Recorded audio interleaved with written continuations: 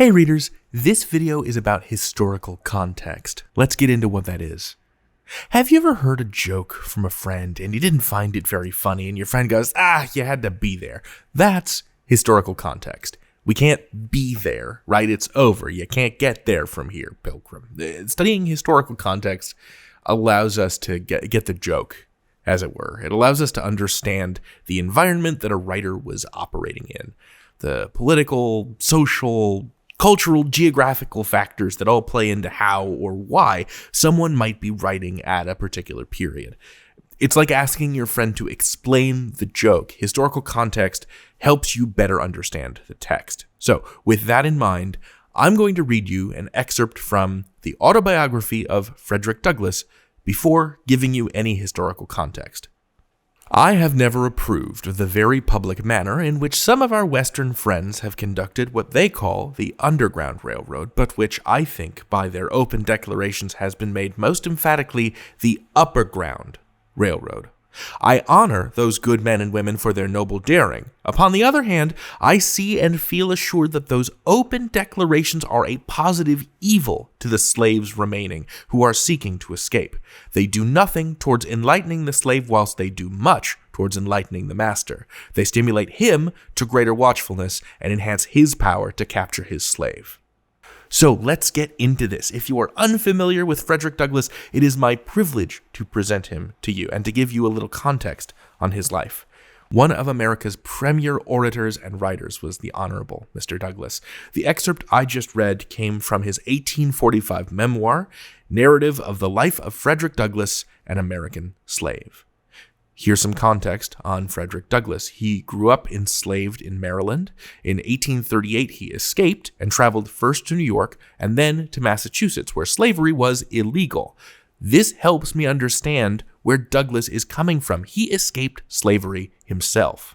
The network of people, free black folks, white abolitionists, Quakers, and others who helped ferry enslaved people along secret routes to freedom were known collectively as the Underground Railroad. And it's important to know that Douglass did not himself use this network to escape slavery.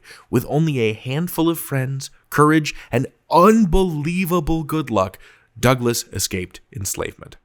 So what is he getting at in this passage? What's he saying with all this Upper Ground Railroad stuff? And how does the context of his life, how does that context help us answer these questions? Because it kind of sounds like he's saying he doesn't like the Underground Railroad, right? He has never approved of it, which if we know anything about Douglass, sounds like it doesn't make sense. Why would a man who escaped slavery himself dislike the Underground Railroad?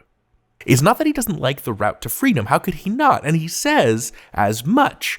Quote, I honor those good men and women for their noble daring, but he doesn't like their open declarations of what they're doing. He wants it to remain secret.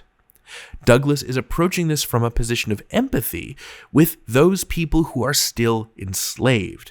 The open discussion of the Underground Railroad endangers everyone, he argues. Rather than enlightening the slave, it enlightens the master, he says here. It educates him. It makes him aware.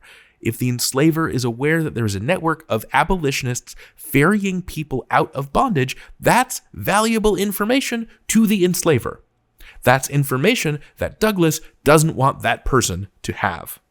He himself doesn't give details about how he escaped in his autobiography. He wouldn't come clean about how he did that until well after the end of the Civil War, when slavery was illegal everywhere and he was out of danger. Knowing that Douglass was also wary about giving away too many details of his own escape, because legally, in 1845, the family that enslaved him could have just hired somebody to kidnap him back into slavery. Knowing that gives us the context to better understand his discomfort with what he calls the Upper Ground Railroad, the open and advertised effort to liberate enslaved people. He wants to maximize the number of people freed, which means keeping the Underground Railroad a secret. So I hope the context I provided informed your understanding of the passage. Remember, when reading a historical text, ask who was writing, what was happening while they were writing, and why might they have said or written what they did. Those details can help grow your understanding, not just of historical texts, but of contemporary ones too. Thanks for watching. You can learn anything. David out.